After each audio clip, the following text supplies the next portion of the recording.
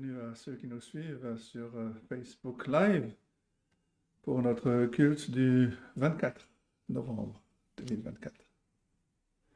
Et pour commencer, je vous invite à ouvrir vos recueils de cantiques pour chanter le numéro 53. Cantique de Bénédicte Pictet, qui est inspiré du cantique de Zacharie. Béni soit à jamais le grand Dieu d'Israël, l'auteur de tous les biens, tout-puissant, éternel, qui, touché de nos cris et de notre misère dans nos calamités, s'est montré notre Père. Cantique numéro 53.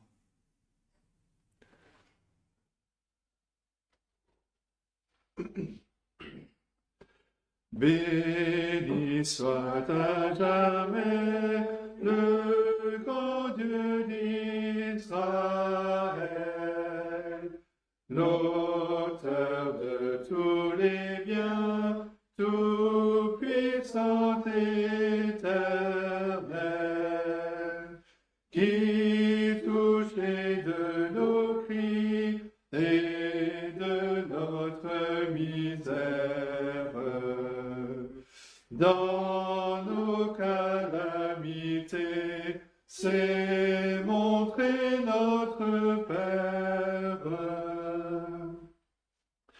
Dans ses compassions, il nous a visités.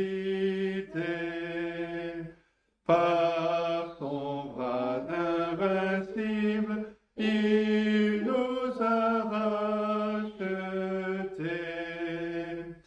Et malgré nos péchés, ce Dieu tendre et propice a fait lever sur nous le soleil de justice. Tous les peuples assis dans l'ombre de la mort se lèveront joyeux à la voix du Dieu fort, éclairés désormais par sa vive lumière. Ils connaîtront leur Dieu, leur Sauveur et leur Père. Il conduira nos pas au chemin de la paix. Et ce divin Sauveur remplira nos souhaits.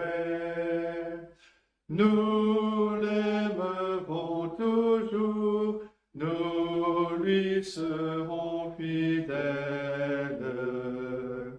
Et nous vivrons heureux à l'ombre de ses ailes. Et je vous invite à nous incliner dans la prière.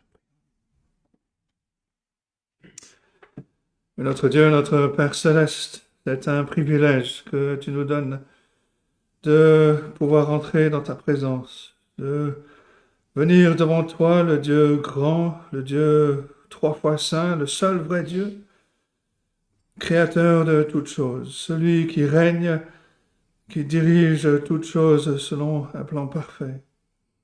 C'est un privilège que tu nous donnes de venir librement devant toi, non pas à cause de nos œuvres ou de nos mérites, parce que nous n'en avons aucun, mais à cause de l'œuvre parfaite de notre Seigneur Jésus-Christ, ce Sauveur que tu nous as donné comme substitut, comme représentant.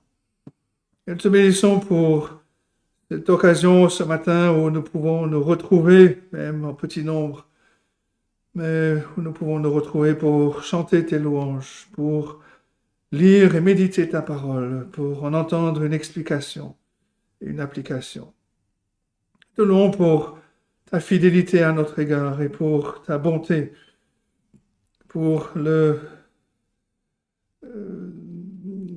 ce privilège que tu nous donnes de pouvoir écouter et pouvoir méditer ta parole. Et te prions, notre Dieu, au début de ce culte que nous t'offrons, que ton esprit nous aide à écouter, à faire attention aux paroles que nous chantons, à faire attention à ta parole que nous allons lire et dont nous entendrons une explication.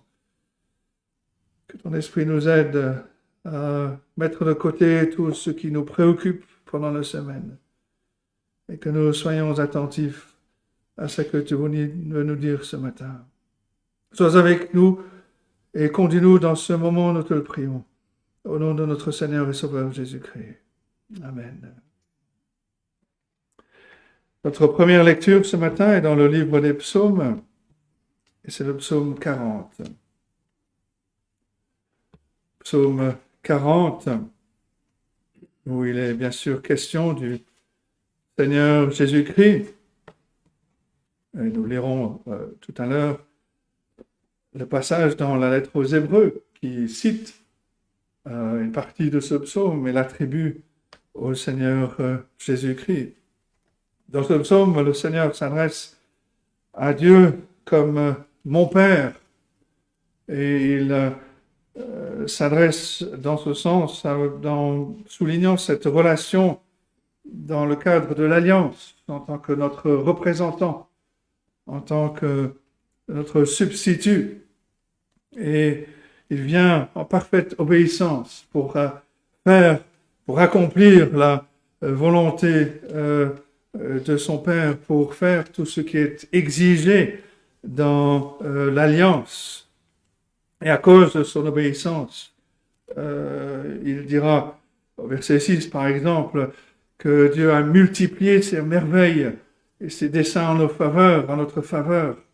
Et cela nous rappelle d'autres passages comme ce verset où l'apôtre Paul dit que Dieu nous a bénis de toute bénédiction spirituelle en Jésus-Christ. Et difficile de les nombrer. On parle du pardon des péchés, on parle de la justification, le fait d'être déclaré, reconnu juste à cause de Christ, de l'adoption dans la famille, nous qui par nature étions des enfants de colère, sommes devenus des enfants du Dieu vivant et on pourrait continuer et continuer. Et à cause de l'obéissance de notre représentant, de notre substitut, à cause de l'obéissance de Dieu qui s'est fait homme pour sauver ce peuple, pour accomplir ce que les sacrifices d'animaux ne pouvaient pas faire. Il a sauvé son peuple et il les a amenés dans cette relation vivante avec Dieu. Quand il parle au verset 13 de mes iniquités, bien sûr, le Seigneur Jésus-Christ n'a pas de péché, mais cela nous pousse à considérer d'autres passages de la parole de Dieu. Ésaïe 53, par exemple, l'Éternel a fait retomber sur lui l'iniquité de nous tous. Ou alors Paul, dans sa deuxième lettre aux Corinthiens, chapitre 5, celui qui n'a pas connu de péché, Dieu l'a fait devenir péché pour nous. C'était quelque chose de réel. Le Seigneur a vraiment senti, porté le poids de notre péché, subi la condamnation à notre place. Il a senti cette colère, mais il l'a fait par obéissance. Il l'a fait en vue de la joie qui lui était réservée. Et tout au long de ce psaume, on voit le Seigneur qui montre sa dépendance, sa confiance en Dieu. Il ne cesse de dire « Mon Dieu ». Je m'attends à lui, il ne tarde pas. Viens, il montre la dépendance, l'assurance de savoir que Dieu répond à ses prières. Et dans ce sens-là, il nous montre aussi un exemple que rien ne devrait nous faire douter de l'amour de Dieu pour nous en Jésus-Christ. Lisons le psaume 40, c'est un psaume de David adressé au chef des chantres. Psaume. J'avais mis en l'Éternel mon espérance, et il s'est incliné vers moi. Il a écouté mes cris. Il m'a retiré de la fosse de destruction, du fond de la boue, et il a dressé mes pieds sur le roc. Il a affermi mes pas. Il a mis dans ma bouche un cantique nouveau, une louange à notre Dieu. Beaucoup l'ont vu et ont eu de la crainte, et ils se sont confiés en l'Éternel. Heureux l'homme qui place en l'Éternel sa confiance et qui ne se tourne pas vers les hautains et les menteurs. Tu as multiplié, Éternel, mon Dieu, tes merveilles et tes desseins en notre faveur. Nul n'est comparable à toi. Je voudrais les publier et les proclamer, mais leur nombre est trop grand pour que je les raconte. Tu ne désires ni sacrifice ni offrande. Tu m'as ouvert les oreilles. Tu ne demandes ni holocauste ni victime expiatoire. Alors je dis, voici, je viens avec le rouleau du livre écrit pour moi. Je veux faire ta volonté, mon Dieu. Ta loi est au fond de mon cœur. J'annonce la justice dans la grande assemblée. Voici, je ne ferme pas mes lèvres. Éternel, tu le sais. Je ne retiens pas dans mon cœur ta justice. Je publie ta vérité et ton salut. Je ne cache pas ta bonté et ta fidélité dans la grande assemblée. Toi, Éternel, tu ne me refuseras pas tes compassions. Ta bonté et ta fidélité me garderont toujours. Car des maux sans nombre m'environnent. Les châtiments de mes iniquités m'atteignent et je ne puis en supporter la vue. Ils sont plus nombreux que les cheveux de ma tête et mon courage m'abandonne. Veuille me délivrer, ô Éternel. Éternel, viens en hâte à mon secours. Que tous ensemble ils soient honteux et confus, ceux qui en veulent à ma vie pour l'enlever. Qu'ils reculent et rougissent ceux qui désirent ma perte. Qu'ils soient dans la stupeur et par l'effet de leur honte, ceux qui me disent « Ah, ah !» Que tous ceux qui te cherchent soient dans l'allégresse et se réjouissent en toi. Que ceux qui aiment ton salut disent sans cesse « Exalté soit l'Éternel ». Moi, je suis pauvre et indigent, mais le Seigneur pense à moi. Tu es mon aide et mon libérateur. Mon Dieu, ne tarde pas. Et c'est la parole de Dieu. Je vous invite à reprendre vos cantiques pour chanter le numéro 72. Cantique numéro 72. Rien n'est comparable à toi, mon Sauveur. Rien n'est souhaitable comme ta faveur. Sauveur adorable, je t'ouvre mon cœur. Rien n'est comparable à toi, mon Sauveur. Cantique numéro 72.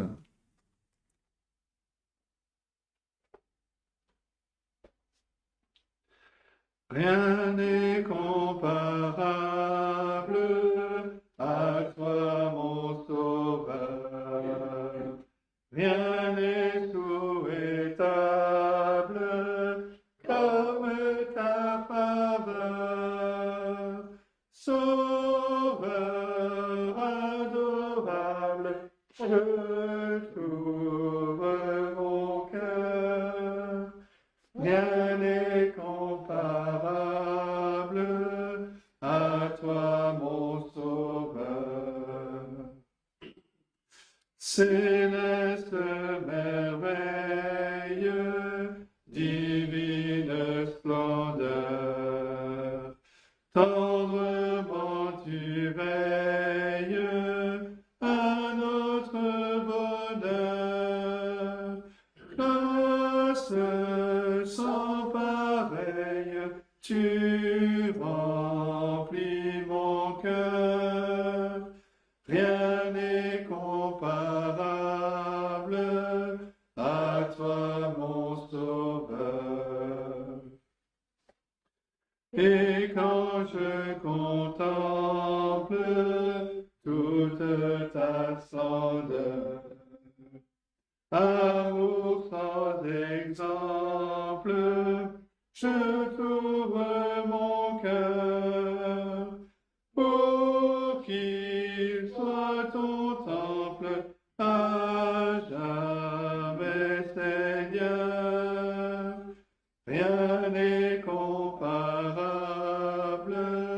à toi, mon Sauveur.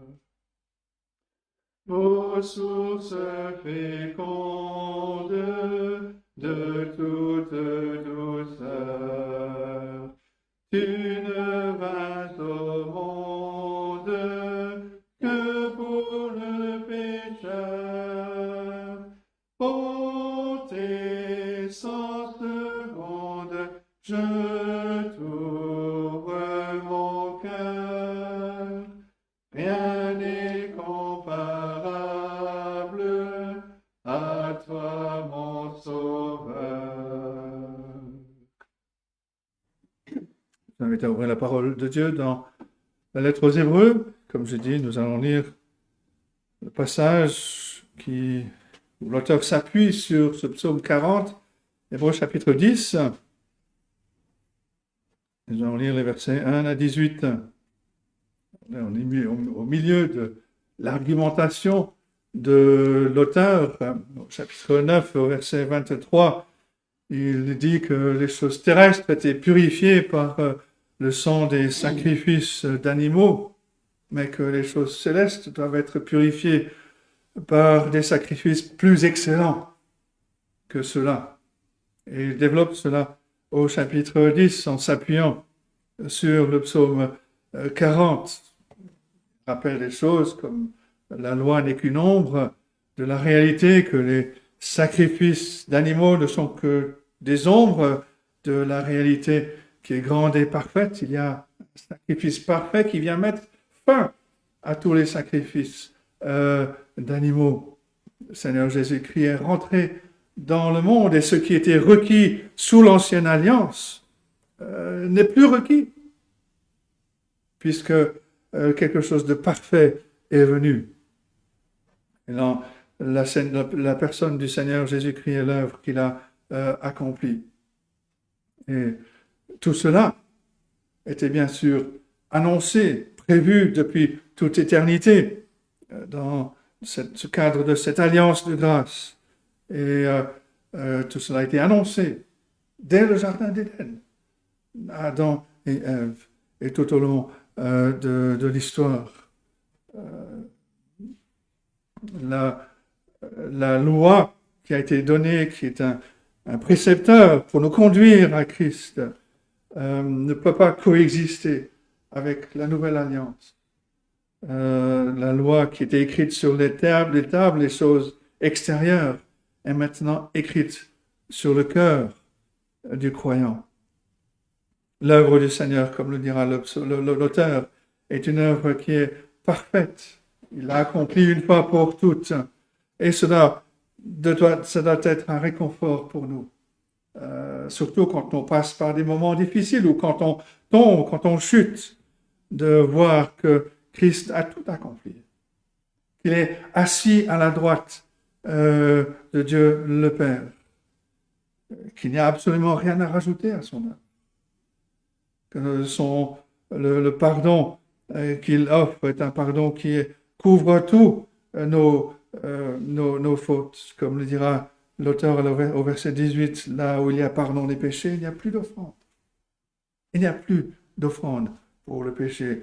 L'offrande, le sacrifice que Christ a offert une fois pour toutes est un sacrifice qui est parfait, qui couvre. Son sang nous lave de tout péché. Ce qu'il a fait est une œuvre qui est parfaite, qui est totale, qui couvre tout. Alors lisons le chapitre 10, et comme j'ai dit, c'est au milieu de l'argumentation de l'auteur. Il commence au verset 1, voici la parole de Dieu.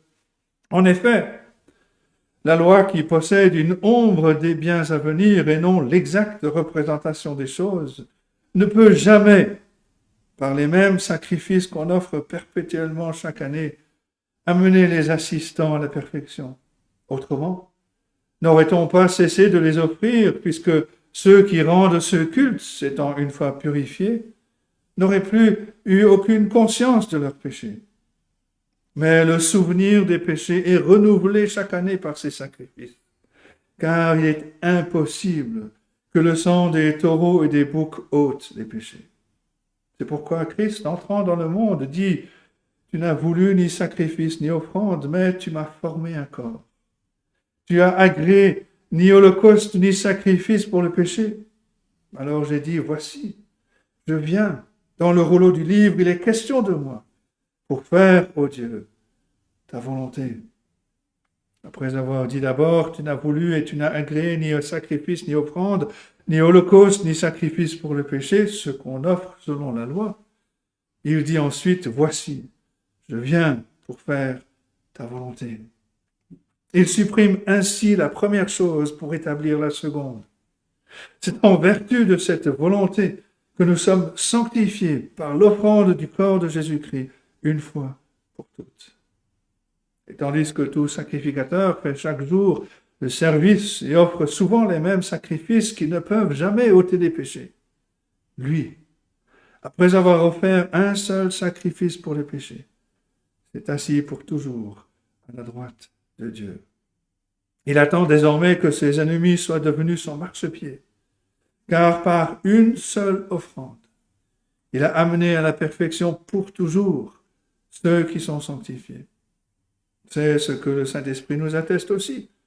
Car après avoir dit, voici l'alliance que je ferai avec eux après ces jours-là, dit le Seigneur, je mettrai mes lois dans leur cœur et je les écrirai dans leur esprit. Il ajoute, et je ne me souviendrai plus de leurs péchés, ni de leurs iniquités. Or, là où il y a le pardon des péchés, il n'y a plus d'offrande pour le péché. Et c'est la parole de Dieu. Vous en chantez, cantique numéro 241. Cantique numéro 241. Ô Christ, éternel rocher, je viens en toi me cacher. De ton cœur percé coulèrent l'eau, le sang qui régénère, que par ce flot rédempteur du péché, je sois vainqueur. Cantique numéro 241.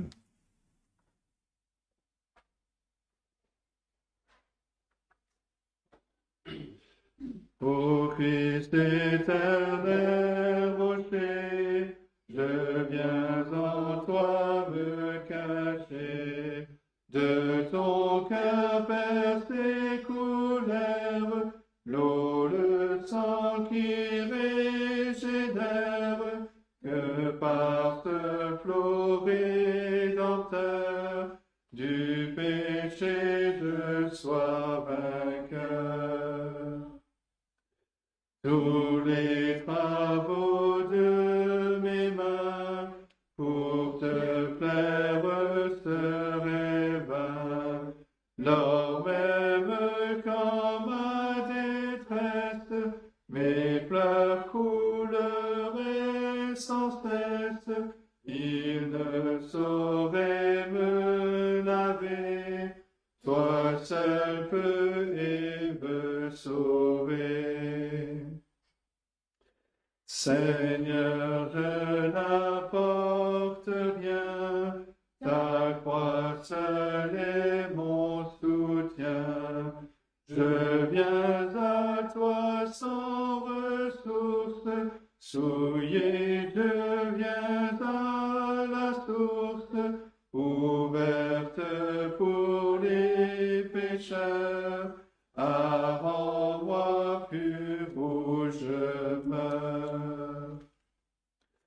Tant que je respire encore, quand pour moi viendra la mort, lorsque je devrais paraître devant mon juge et mon maître, ô Christ éternel rocher, je veux en toi me cacher.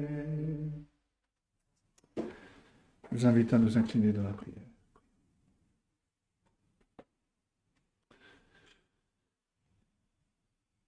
Oui, notre Dieu, notre Père céleste, nous te louons, te bénissons pour ce don parfait, immense que tu nous as fait en nous envoyant ton propre Fils, notre Seigneur Jésus-Christ, celui par qui toutes choses ont été créées, celui qui était avec toi depuis toute éternité, celui qui jouissait d'une intimité avec toi et l'Esprit Saint depuis toute éternité. Tu nous l'as donné comme substitut, comme notre Sauveur. Et par obéissance pour toi, par amour pour toi et pour nous, il accepte de prendre sur lui notre humanité, de venir dans ce monde, de se vivre cette vie parfaite, de vivre et de répondre à toutes les exigences de cette alliance, de satisfaire toutes les demandes de ta loi et de ta justice, et de donner sa vie en rançon pour nous. Effectivement, rien n'est comparable à ce Sauveur que tu nous as donné. Nous bénissons notre Dieu parce que l'œuvre qu'il a accomplie est une œuvre qui est parfaite. Te bénissons parce que tu es aussi ce Dieu de vérité, ce Dieu qui ne cache pas ce que nous devons savoir.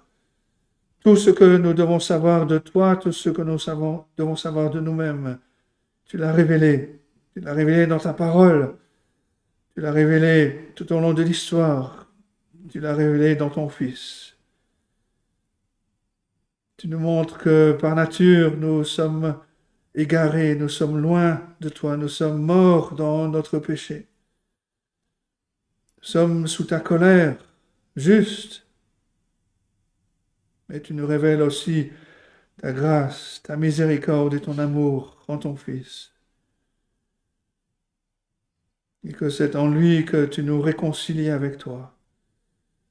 C'est à cause de l'œuvre qu'il a accomplie que nous avons cette paix avec toi, que nous ne sommes plus sous ta colère, parce que c'est lui qui l'a portée, c'est lui qui l'a subie. Que nous pouvons nous approcher librement de toi comme des enfants devant leur Père, avec cette crainte respectueuse d'une créature devant son Créateur, mais avec cette liberté d'un enfant devant son Père. Te bénissons notre Dieu pour ta parole. Te bénissons de ce que nous l'avons dans notre propre langue. Et alors que nous allons en entendre une explication, une application, te prions notre Dieu que par ton esprit tu nous aides à être attentifs encore à ce que tu veux nous enseigner ce matin. Que tu sois avec ton serviteur, que tu lui donnes la facilité de parole, et que tu nous donnes aussi à nous des oreilles qui entendent, un cœur qui soit réceptif à entendre ce que toi tu veux nous dire. Et ce que nous te prions pour nous ici, nous te le prions pour ton peuple, partout où il se rassemble aujourd'hui, sur la surface de la terre, que dans ces jours qui sont mauvais, qui sont difficiles, que ton peuple soit encouragé, soit fortifié, de persévérer, de vivre comme cette lumière dans un monde de ténèbres, comme des flambeaux, portant la vérité, portant la lumière, partout où tu nous places. Que nous n'ayons pas honte de l'Évangile, et que nos vies, nos paroles, nos actes, que tout témoigne que nous n'appartenons plus à ce monde, que nous sommes ton peuple, que nous sommes en route vers cet héritage, vers cette demeure que tu prépares pour nous. Sois avec nous, sois avec ceux qui ne sont pas avec nous. Te prions pour Cobus et Benita en particulier, que tu les gardes, que tu gardes aussi sur leur route du retour. Et viens donc bénir ces instants et nous rendre attentifs à ce que tu veux nous dire. Nous te le prions. Dans le nom de notre Seigneur et Sauveur Jésus-Christ. Amen. Et avant de laisser la place à Jean-Claude pour le message, nous allons chanter le cantique numéro 206, « Enseigne-moi, Seigneur, enseigne-moi. » Garde mon faible cœur, enseigne-moi que dans un chemin droit je marche par la foi, les yeux fixés sur toi, enseigne-moi. Cantique numéro 206.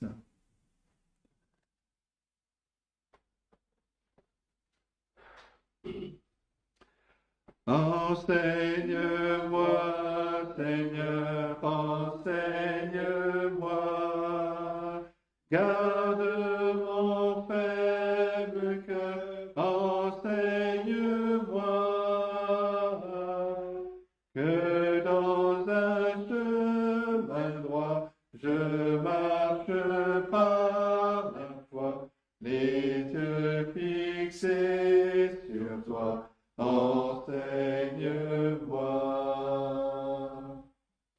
Seigneur, dans la douleur, enseigne-moi,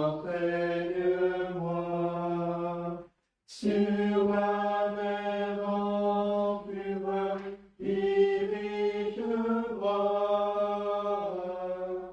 et dans la sombre nuit, si ton regard me suit, si ta main me conduit, j'irai sans peur.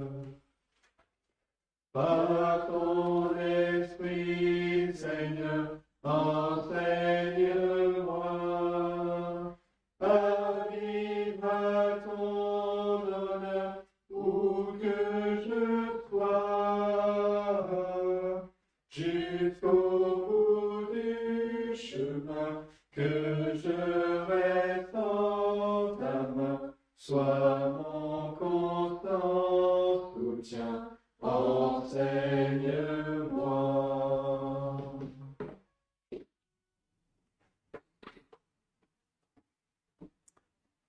Bien, nous revenons à la lettre de Jacques, chapitre 3.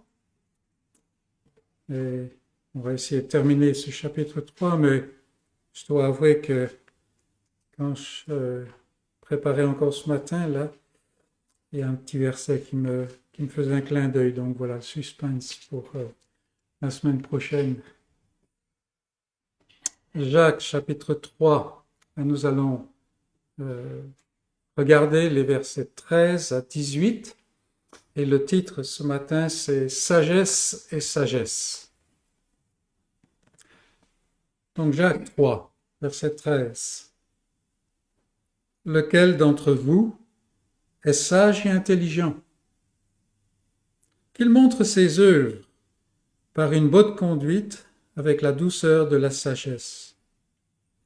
Mais si vous avez dans votre cœur un zèle amer et un esprit de dispute, ne vous glorifiez pas et n'en mentez pas contre la vérité. Cette sagesse n'est point celle qui vient d'en haut, mais elle est terrestre, charnelle, diabolique. Car là où il y a un zèle amer et un esprit de dispute, il y a du désordre et toutes sortes de mauvaises actions.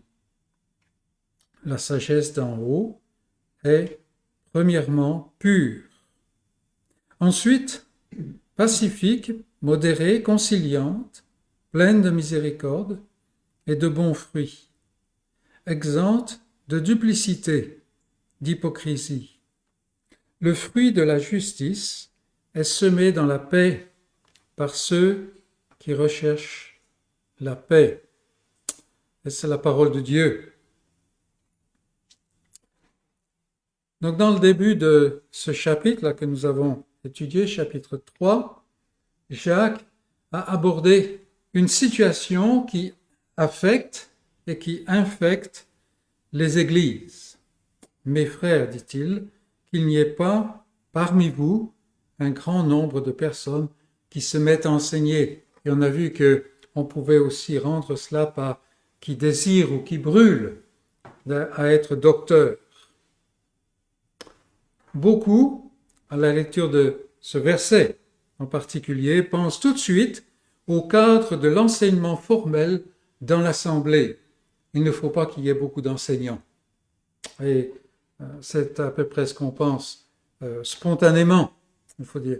Mais il est plus probable que la pensée de Jacques soit plus large que cela. Il parle en fait d'un esprit charnel, d'un esprit humain qui peut se saisir des frères. Et on n'oublie pas que dans le mot frère, il y a le mot sœur aussi. Un esprit qui s'imagine être en capacité d'enseigner autrui. Donc c'est beaucoup plus large que simplement l'enseignement formel qu'il y a dans l'Église, quoique cet enseignement formel peut être entaché de cet esprit. Et Jacques montre qu'il ne devrait pas en être ainsi dans l'Église, principalement parce que chacun possède un instrument, un organe en lui qui, bien que petit, détient une puissance démultipliée. Et il parle de la langue, bien entendu. Et cet outil, cette langue, est l'outil qui donne voix à un cœur qui s'est vendu au péché par nature. Et donc, la langue, dit Jacques, a un effet, une puissance, ou tout au moins une activité démultipliée pour le mal. Jacques montre donc que si le cœur est déterminé à enseigner, veut absolument enseigner, pas nécessairement de façon formelle, mais passer ses pensées aux autres, c'est parce que la chair le contrôle. L'importance de soi. Je suis important, je veux enseigner car je suis exceptionnel. Et ce faisant, qu'ai-je à faire avec apprendre? Jacques a montré que si cet esprit contrôle la langue, alors une situation contre nature s'ensuit. Quelque chose qu'on ne rencontre pas d'ordinaire. La source fait-elle jaillir, dit-il, par la même ouverture, l'eau douce et l'eau amère? Voilà sa question. Et la réponse est bien sûr que non. C'est pourquoi Jacques ajoute « Il ne faut pas, mes frères, qu'il en soit ainsi ». Il parle dans le cadre de l'Église de Christ, ici. Mais l'être humain est adonné à l'effet du balancier. Il oscille d'un extrême à l'autre. Et on peut s'imaginer que certains, à l'écoute des paroles de Jacques, s'imaginent qu'il cherche à décourager les gens d'apprendre et de savoir, et éventuellement d'enseigner, de partager, d'enrichir les autres. Ce n'est pas le cas. Et c'est pour cela qu'il poursuit par le paragraphe que nous voulons examiner aujourd'hui. En fait, il va plus loin en dévoilant ce qui sous-tend la situation qu'il a condamnée. Qu'est-ce qui fait que je cherche à me mettre à enseigner? Voilà la grande question. Et nous voyons donc que le lien entre les deux passages est très étroit. Certains considèrent les versets que nous regardons aujourd'hui comme un nouveau cas d'étude. Et je dois avouer que c'est un peu comme ça que je le considérais avant de me pencher dessus. Un nouveau cas d'étude qui est abordé par l'apôtre. Mais à strictement parler, tout le chapitre 3 est un seul bloc avec plusieurs facettes. Parce que Jacques creuse profondément, non pas d'une manière mystérieuse, mais il veut aller vraiment débusquer tout le péché partout où il est. Qu'est-ce qui fait que nous avons la tendance naturelle à nous penser capables d'enseigner les autres, capables de donner des connaissances à d'autres qui ne les ont pas? N'est-ce pas la pensée que nous détenons une sagesse supérieure? Ou peut-être on dira parmi nous une sagesse originale? Bien sûr que si. C'est exactement cela. Or, Jacques dit maintenant, « Ah, vous êtes intelligent, vous êtes sage, c'est ça que vous dites? Très bien. Alors, montrez-le par une bonne conduite avec la douceur de la sagesse. Et il a déjà abordé cela au chapitre 1, quand il a exhorté ses frères que tout homme soit prompt à écouter, à apprendre, lent à parler, à enseigner ou à communiquer, lent à se mettre en colère. Et nous avons vu cela la semaine dernière, n'est-ce pas? Se penser meilleur que les autres, se penser capable d'enseigner, mène à la confusion et à la dissension, aux disputes. Voilà ce que Jacques dit.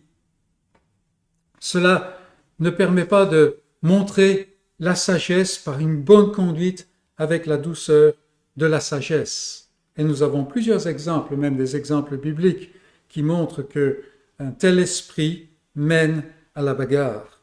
Cet esprit manifeste davantage la présence d'un zèle amer et d'un esprit de dispute.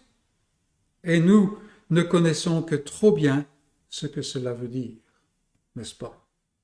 Donc, Jacques est en train de dire, dans nos versets, ne vous pensez pas meilleur que les autres, mais que la sagesse soit le moteur qui vous anime. Et cela se manifeste par une bonne conduite avec la douceur de la sagesse. À l'opposé, il y a un zèle amer et un esprit de dispute. Il y a donc, dira Jacques, sagesse et sagesse. Et Jacques examine tour à tour ces deux sagesses. Alors, déjà à votre esprit sont venus des tas de références au sujet de la sagesse de Dieu, par exemple, et de la sagesse de la chair. Et si vous avez, ça peut occuper et enrichir votre dimanche après-midi de chercher avec une concordance des passages dans les écrits de Paul, dans l'Ancien Testament, au sujet de ces deux sagesses. La sagesse qui vient, la sagesse terrestre, comme l'a décrit Jacques, et la sagesse qui vient d'en haut. Et donc on va regarder en premier la sagesse terrestre. La sagesse terrestre. Ayant évoqué un zèle amer et un esprit de dispute, Jacques commence par cela. Et il a certainement à l'idée des situations dans les églises. Il y a une sagesse qui non seulement produit ces résultats, zèle amer, l'esprit de dispute, mais une sagesse qui en découle. C'est quelque chose qui prend vie par soi-même. Le point de Jacques est que le croyant doit s'examiner pour savoir quel est le moteur qui anime son cœur et quels en sont les fruits. Le moteur, c'est un zèle amer, un esprit de dispute. Et qu'est-ce que ça produit? Un zèle amer, un esprit de dispute. Et nous devons nous examiner nous-mêmes. Jacques est bien conscient que par nature, le cœur est désespérément trompeur, comme nous le lisons dans l'Ancien Testament. C'est pourquoi, en plus de s'examiner eux-mêmes, il exhorte ses correspondants à ne pas se voiler la face, à faire preuve de réalisme. Ne vous glorifiez pas, dit-il, c'est-à-dire ne vous excusez pas et ne mentez pas contre la vérité en donnant des jolis mots à cette horreur. C'est un appel à la vérité, à l'humilité et à la repentance. Et on pense à les propos précédents qu'il a donnés, que nous avons mentionnés. Lent à parler.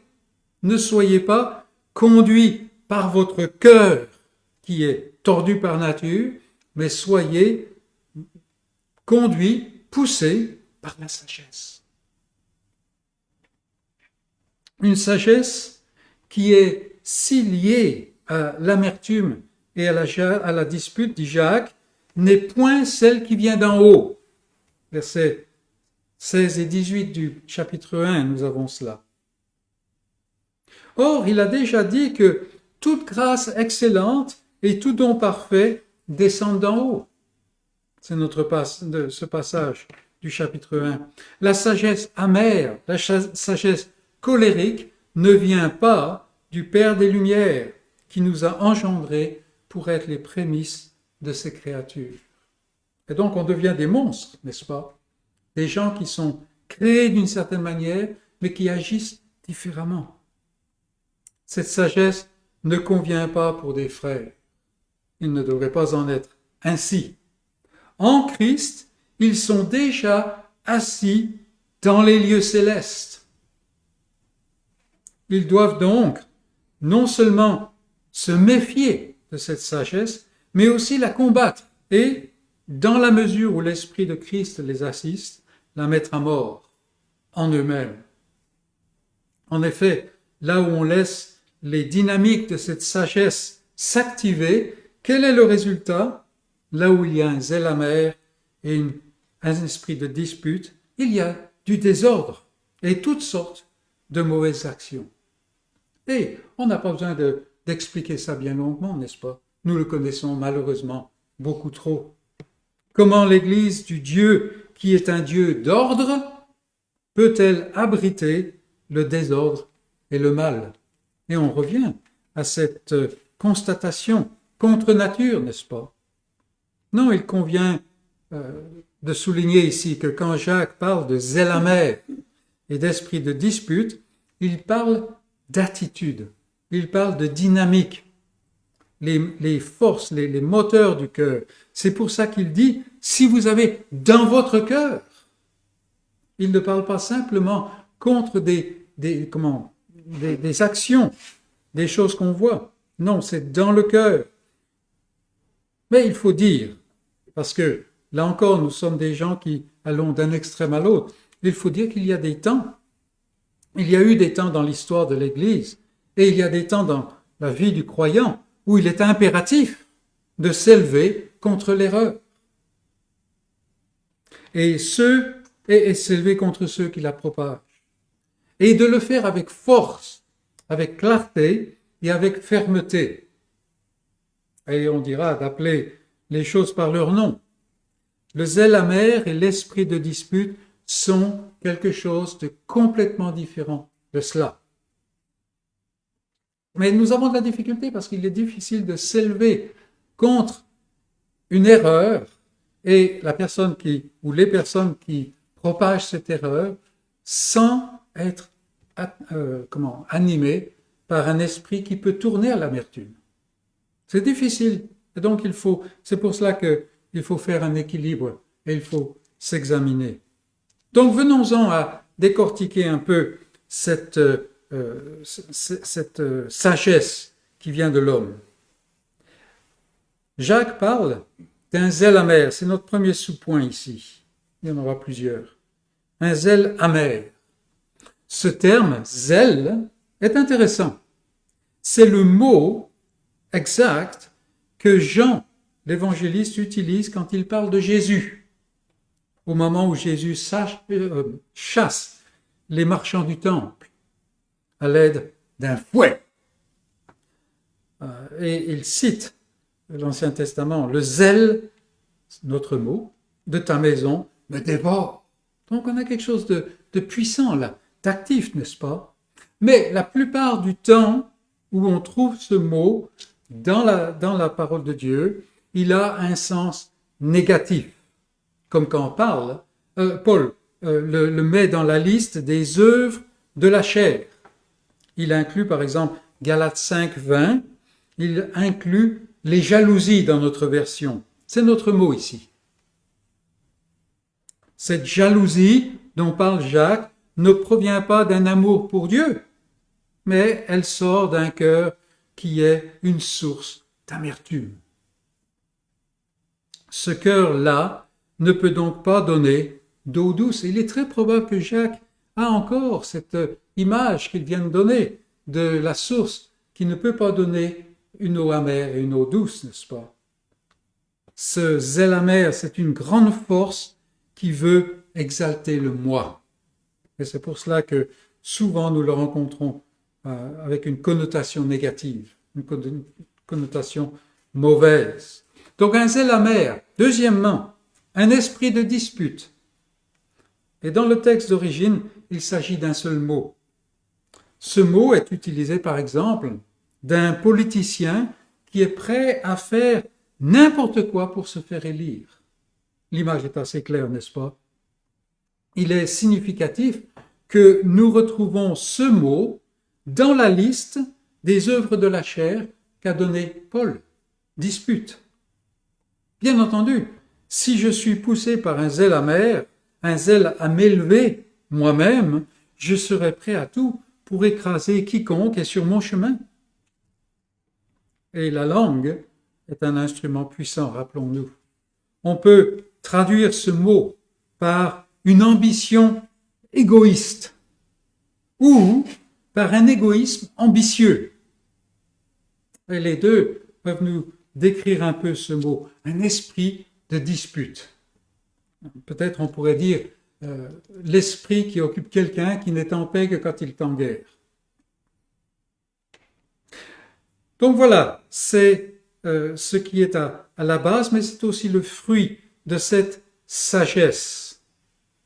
Et comment est-ce que Jacques décrit cette sagesse? Premièrement, elle est terrestre. Terrestre. Tout son horizon se limite par ce monde présent et par l'esprit du monde. C'est une sagesse que l'homme du monde comprend très bien, avec laquelle il n'a aucun problème. Il n'y a pas d'autre conception, même si on utilise un langage religieux. C'est quelque chose qui réfléchit selon la terre.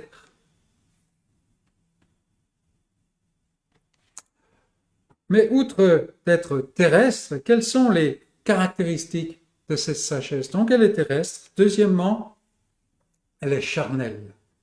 Charnelle. Jude, par exemple, utilise un terme similaire quand il décrit les moqueurs marchant selon leur convoitise impie. Il dit, et c'est le verset 19, ce sont ceux qui provoquent les divisions. On pourrait dire aujourd'hui ceux qui ergotent. Des hommes sensuels, ça c'est notre mot, charnel, n'ayant pas l'esprit. Donc vous voyez, tout de suite, c'est assez clair. Le terme s'oppose à un autre qui est très semblable en forme dans l'original et qui décrit quelqu'un qui est poussé par l'esprit. Donc, cette personne charnelle est quelqu'un qui n'est pas poussé par l'esprit. C'est aussi simple que ça. Cette sagesse provient plutôt de la raison humaine. Et on retrouve ça dans les argumentations de Paul, n'est-ce pas? Quand il parle de la chair, de l'homme charnel, c'est-à-dire qui est poussé par sa raison. Cette raison qu'il doit déposer le jour de sa mort. Certains parlent, et c'est des versions, enfin des mots qui sont mis dans la marche souvent. Ils parlent d'une sagesse animale, d'une sagesse naturelle. Donc elle est charnelle, elle provient de la chair et en fait, elle cherche à donner du plaisir à la chair. Donc terrestre, charnelle. Troisièmement, cette sagesse est diabolique. Diabolique. Nous avons déjà vu que la langue est enflammée par la géhenne, au verset 6, n'est-ce pas? Ici, l'esprit de l'homme produit et manifeste une sagesse qui est marquée par une dimension qui appartient au démon. Et en fait, c'est la racine du mot qui est utilisée là. Même le mot démon. La dynamique de cette sagesse ressemble à la sagesse de Satan. Une sagesse qui l'a poussé à mettre en oubli son statut de créature pour le pousser, l'amener à convoiter la divinité. Et c'est là la rébellion de Satan. On en a parlé il y a quelques semaines. Une sagesse dont la force constante est la haine de Dieu et de tout ce qui appartient à Dieu et le mensonge, le père du mensonge.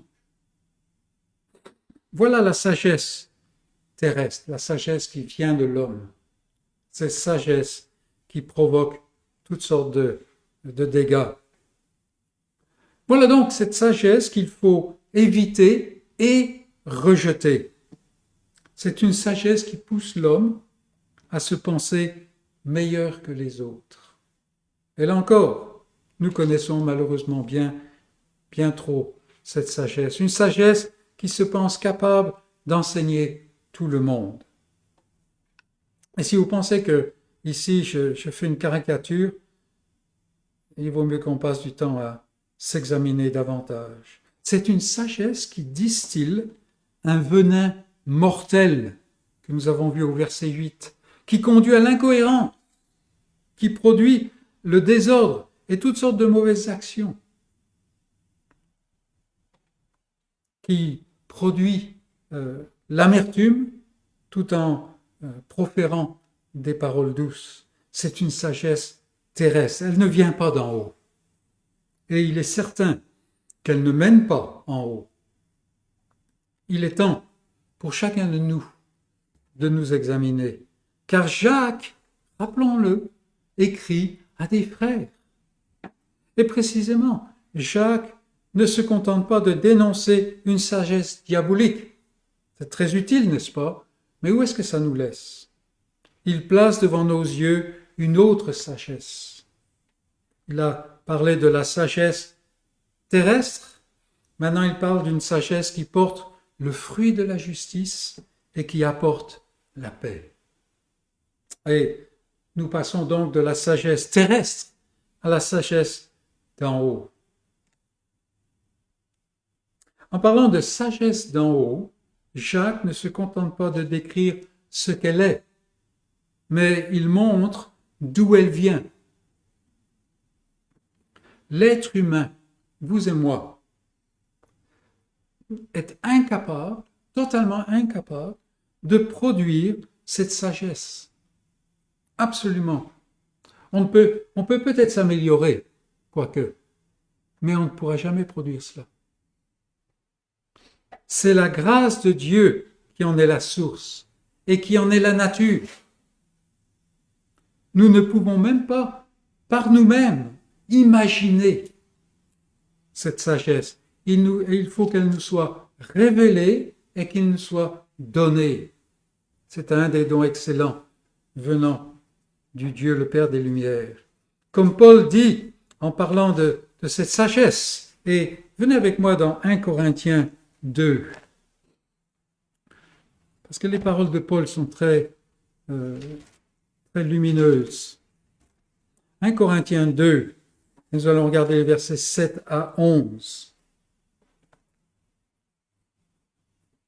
Paul dit que cette sagesse de Dieu, mystérieuse et cachée, verset 7, nous prêchons la sagesse de Dieu. C'est cette autre sagesse, mystérieuse et cachée. Et vous vous rappelez que, bibliquement parlant, le mystère n'est pas quelque chose qu'on ne sait pas, c'est quelque chose qu'on ne sait que si c'est révélé par Dieu. C'est au-delà de notre capacité. C'est pas quelque chose qui, grâce à notre intelligence, on va le découvrir un jour. Non. Ce n'est pas ça du tout. Elle est mystérieuse et cachée. Sagesse de Dieu, que Dieu, avant les siècles, avait prédestinée pour notre gloire, sagesse qu'aucun des chefs de ce siècle n'a connue. Car s'il l'avait connue, il n'aurait pas crucifié le Seigneur de gloire. Mais, comme il est écrit, ce sont des choses que l'œil n'a point vues, que l'oreille n'a point entendues, et qui ne sont point montées au cœur de l'homme, des choses que Dieu a préparées pour ceux qui l'aiment. Dieu nous les a révélées par l'Esprit, car l'Esprit sonde tout, même les profondeurs de Dieu. Qui donc parmi les hommes connaît les choses de l'homme, si ce n'est l'Esprit de l'homme qui est en lui? De même, personne ne connaît les choses de Dieu, si ce n'est l'Esprit de Dieu. Et là, nous voyons que on ne peut pas acquérir par nous-mêmes cette sagesse. Il faut qu'elle soit donnée. Et vous rencontrez des gens dans le monde qui semblent très sages. Et le mot où je mets l'accent, c'est semble. Parce qu'en fait, ils ne peuvent pas avoir cette sagesse. il faut que ça leur soit donné, et c'est donné par l'Esprit. Et quiconque a l'Esprit lui appartient, n'est-ce pas? Comment Jacques décrit-il cette sagesse? C'est important pour nous de voir quelle est la sagesse d'en haut. Premier sous-point. Quelle est cette sagesse? Premièrement, elle est pure. Cette pureté vient, premièrement, vous aurez remarqué, je ne fais pas simplement une liste, elle vient premièrement dans le sens de son influence sur l'individu lui-même. Et puis il continuera en disant ensuite, pour montrer comment elle a une influence au travers du croyant dans le cadre de la société et de l'Église, en regard aux autres. Au chapitre 1, verset 27, il a donné l'ordre inverse, en fait, quand il dit « La religion pure et sans tache, c'est-à-dire l'adoration de Dieu pure et sans tache, consiste à visiter les orphelins et les veuves. » Et puis, il continue « et à se préserver des souillures du monde. » On a la même chose dans le sens inverse. Mais la sagesse doit toucher le cœur avant qu'elle ne s'exprime par les actions.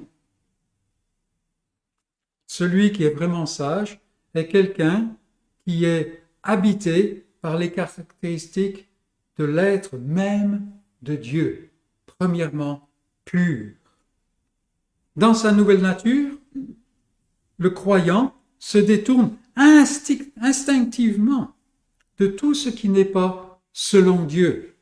Vous allez me dire, alors je ne suis pas croyant, parce qu'il y a beaucoup de choses mélangées en moi. Oui, c'est pour cela, parce que nous sommes encore dans la chair.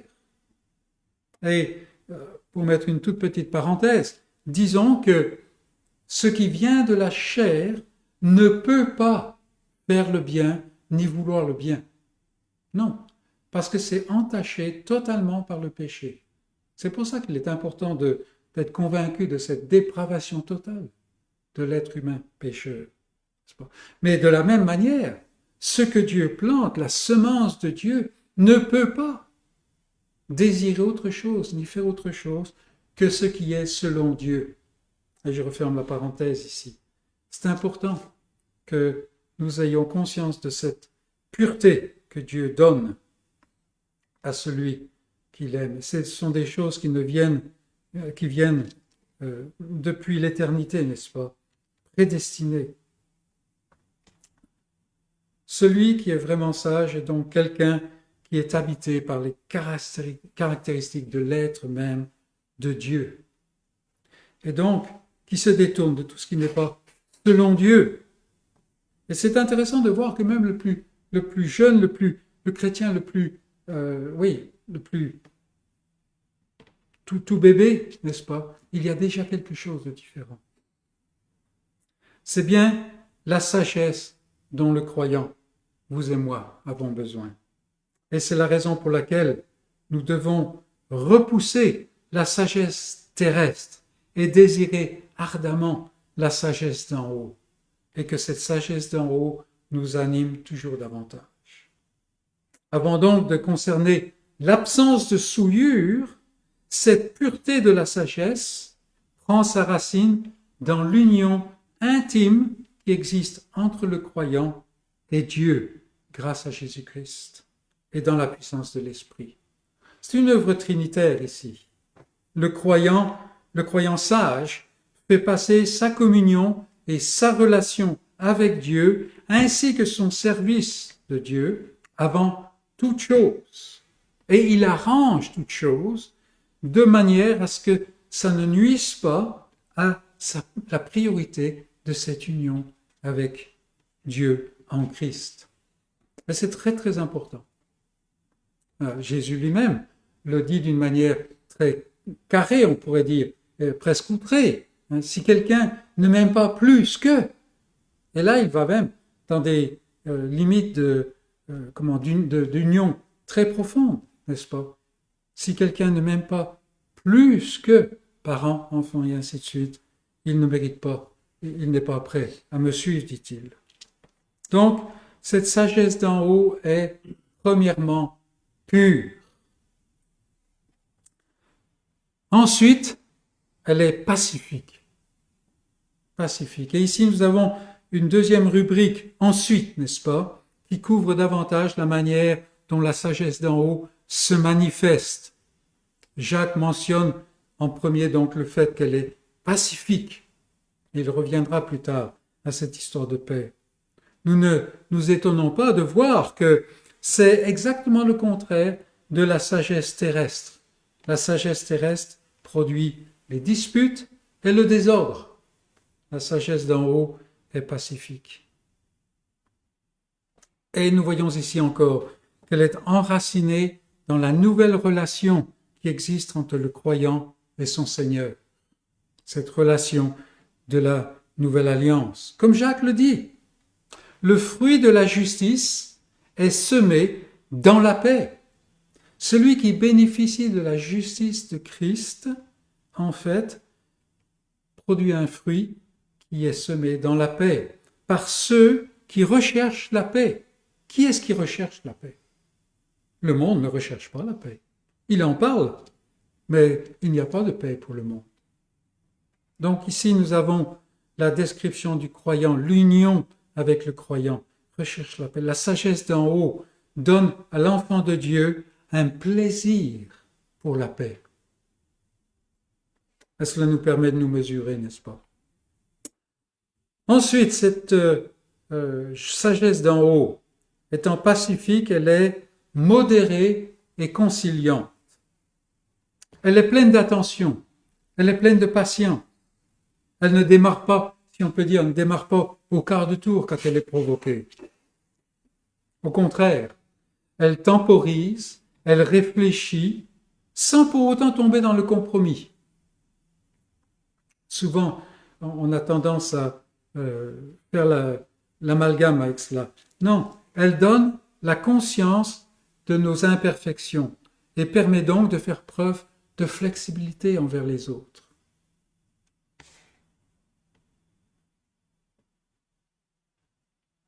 Elle donne la sagesse, en fait, de comprendre que nous n'en sommes pas tous au même point. On peut dire qu'elle n'est ni dure, ni cruelle, comme c'est le cas du légalisme. Elle ne régit pas tant aux mots qu'elle cherche à savoir le sens qu'il leur est donné. Il y a des gens qui, dès qu'ils entendent un mot particulier, même un mot théologique, alors tout de suite, là, ils sont en position d'attaque, en position de défense et en position de bagarre, n'est-ce pas? Mais non, en fait, la sagesse d'en haut permet de prendre le temps de comprendre qu'est-ce qui est dit, plutôt que simplement d'entendre les mots. La sagesse d'en haut est toujours prête à prendre la voix qui reflète la nature de Dieu. Et vous savez, comme je le sais, que Dieu est patient avec nous. Il est, avec ce mot qu'on a de la difficulté même à prononcer, longanime, n'est-ce pas? Il est patient dans la longueur.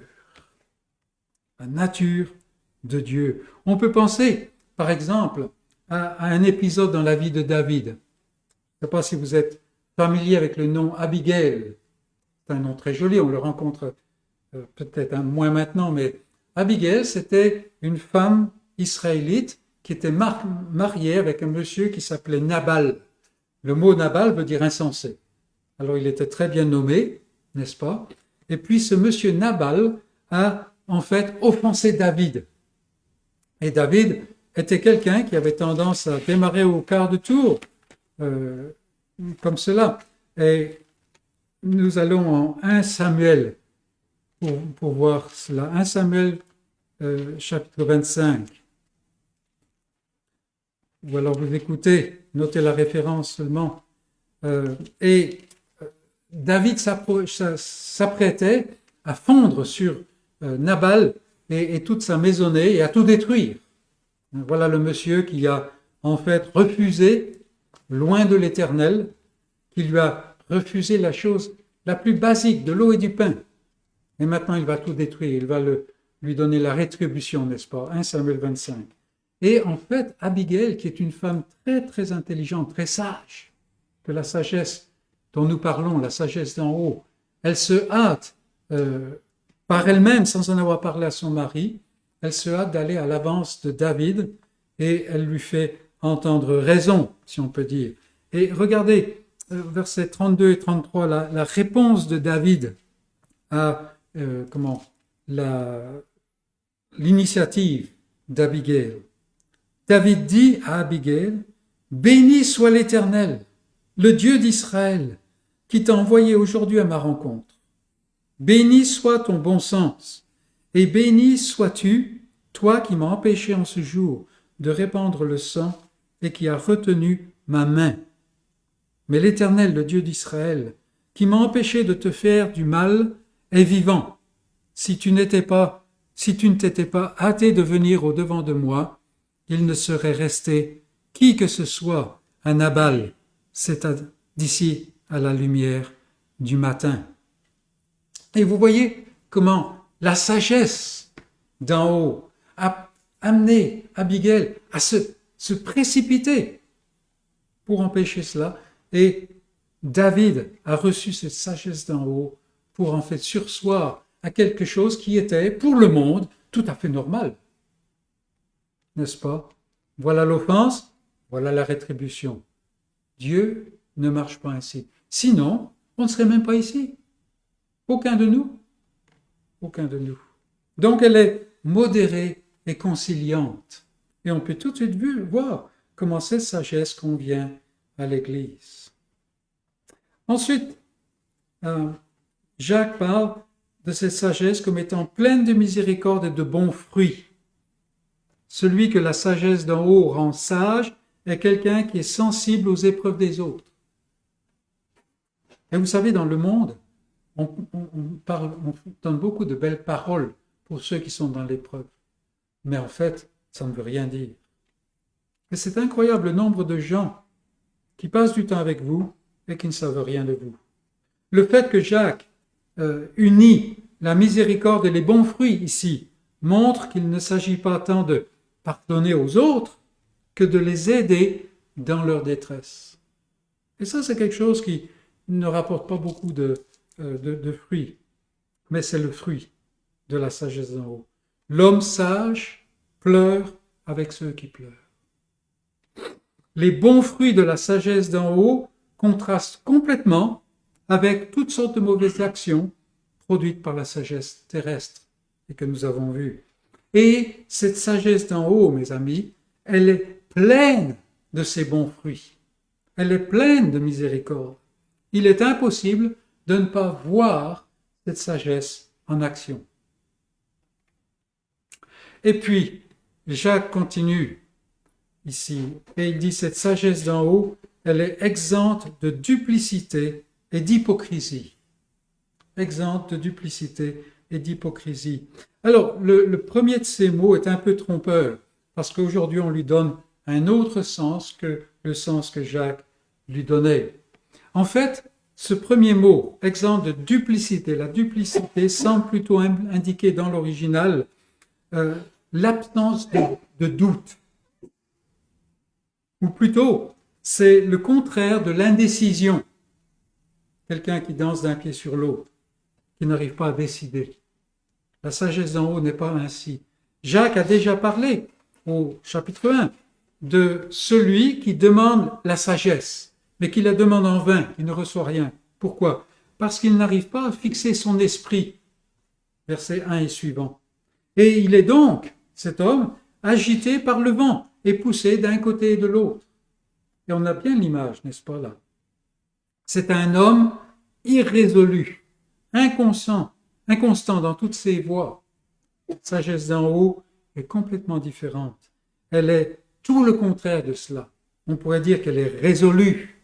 Elle a décidé certaines choses sur la base de la vérité. Et elle est constante dans toutes ses voies. Elle est assurée et sincère, on pourrait dire. Elle sait ce qu'elle croit, parce qu'elle connaît qui elle croit. Elle se fonde sur des principes établis. Beaucoup de choses dans le monde et beaucoup de choses parmi nous seraient absentes totalement si on était vraiment établi sur les principes de la parole de Dieu. Mais on ne prend pas le temps de vraiment les examiner. La sagesse d'en haut, elle s'enracine dans la vérité du Dieu qui la donne. Ainsi, Jacques a montré, d'une part, ce qui ne doit pas motiver les croyants au sein de l'Église, cette sagesse terrestre qui produit le désordre, une mauvaise vie. C'est cette sagesse fausse qui est derrière les mauvaises motivations, par exemple, d'un usage illégitime de la langue et toutes les disputes qu'il y a au niveau de l'enseignement. Au contraire, le vrai modèle est la sagesse d'en haut, qui représente la nature de Dieu. Et vous n'aurez aucune peine à trouver une foison d'autres passages qui décrivent et contrastent ces deux sagesses.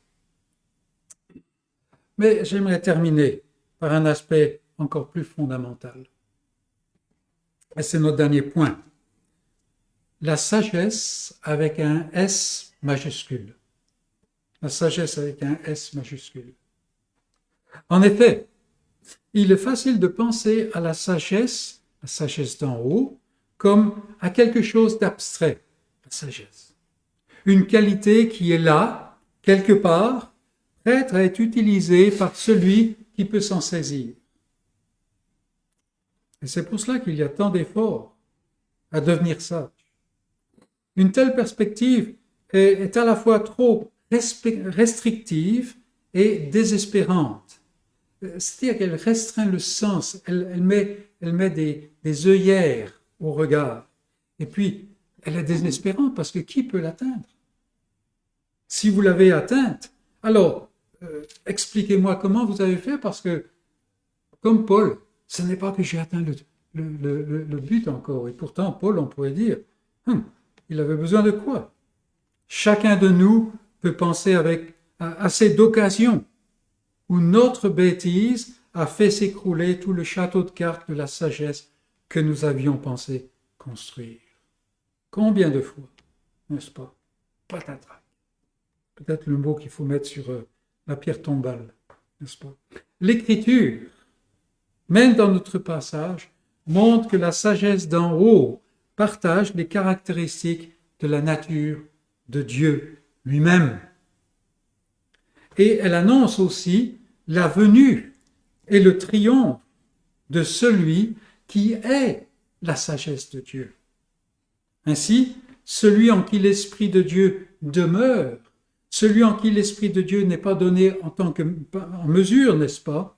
Celui-là peut se saisir de la sagesse d'en haut et vivre selon la sagesse d'en haut, lors même qu'il est encore dans ce corps de mort, dans ce corps ici-bas, ce corps de chair. Et bien entendu, on voit que celui-là, c'est avec un C majuscule. Et dans le livre des Proverbes, au chapitre 8, nous avons tout le chapitre en fait décrit la sagesse. Mais quand on lit ce chapitre, on s'aperçoit que la sagesse en fait est une personne. Et c'est en celui-là, seul, que nous trouvons la sagesse.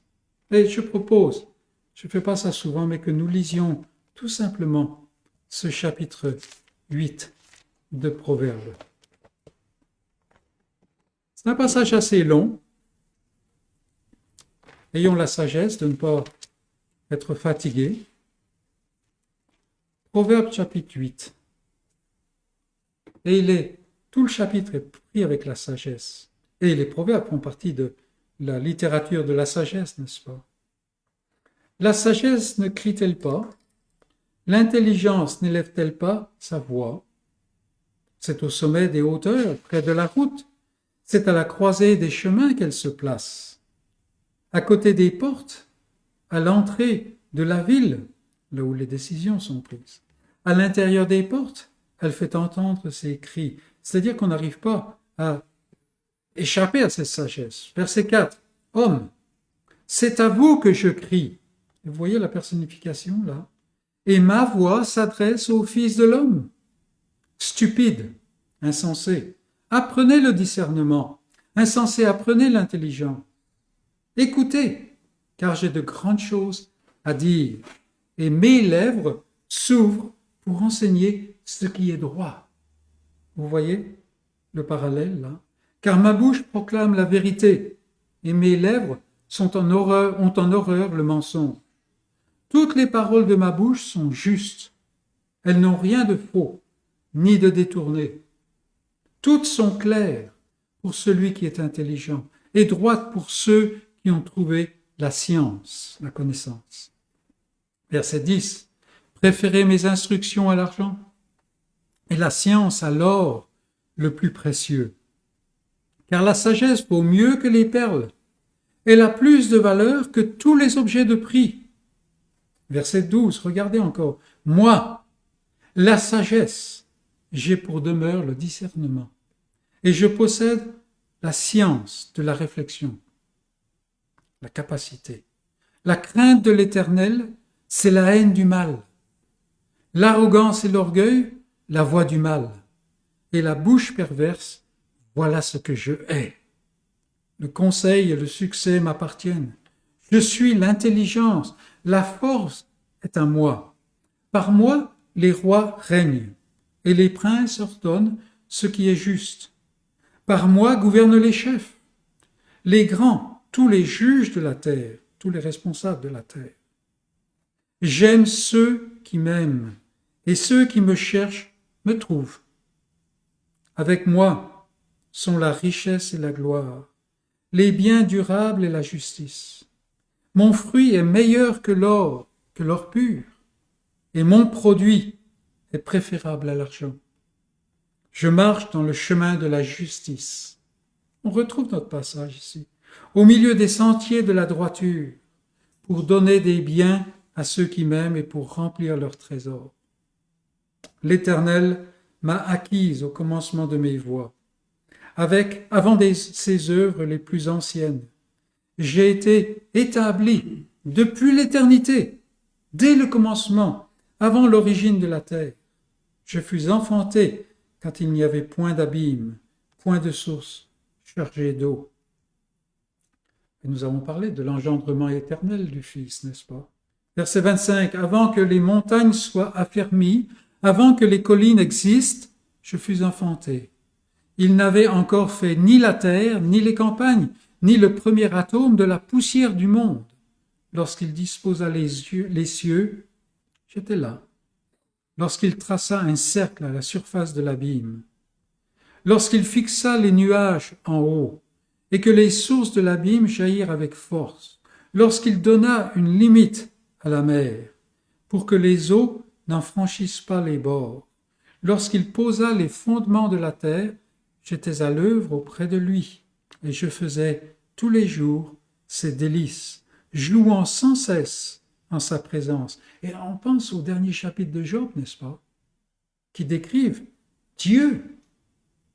Verset 31, jouant sur le globe de sa terre et trouvant mon bonheur parmi les fils de l'homme. La création était une œuvre de joie pour le Fils. Verset 32, et maintenant mes fils, écoutez-moi. Et heureux ceux qui observent mes voies. Écoutez l'instruction pour devenir sage. Ne la rejetez pas. Heureux l'homme qui m'écoute, qui veille chaque jour à mes portes et qui en garde les poteaux. Car celui qui me trouve a trouvé la vie. Et il obtient la faveur de l'Éternel. Mais celui qui pêche contre moi nuit à son âme. Tous ceux qui me haïssent aiment la mort. N'est-ce pas? Un chapitre merveilleux qui nous montre, on ne peut pas éviter le fait de penser, mais voilà, le Fils et la joie du Fils dans l'œuvre de son Père à laquelle il participe. Et cela nous ramène à Jacques. Lequel d'entre vous est sage et intelligent? Lequel d'entre vous veut enseigner? Lequel d'entre vous pense qu'il a toutes les capacités, qu'il recherche cette sagesse d'en haut et que le Seigneur soit glorifié? Amen.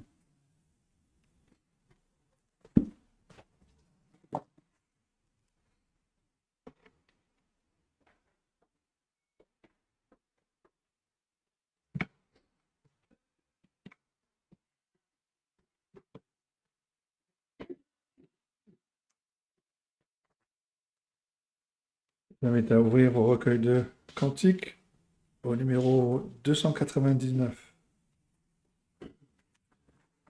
299. Ah, donne à mon âme plus de sainteté, plus d'ardentes flammes de sérénité, plus de confiance pour rester debout, plus de patience pour supporter tout. Fais que je contemple sans cesse l'agneau, son vivant exemple, sa croix, son tombeau, sa grâce fidèle, son immense amour, sa gloire éternelle, son prochain retour. Cantique numéro 299.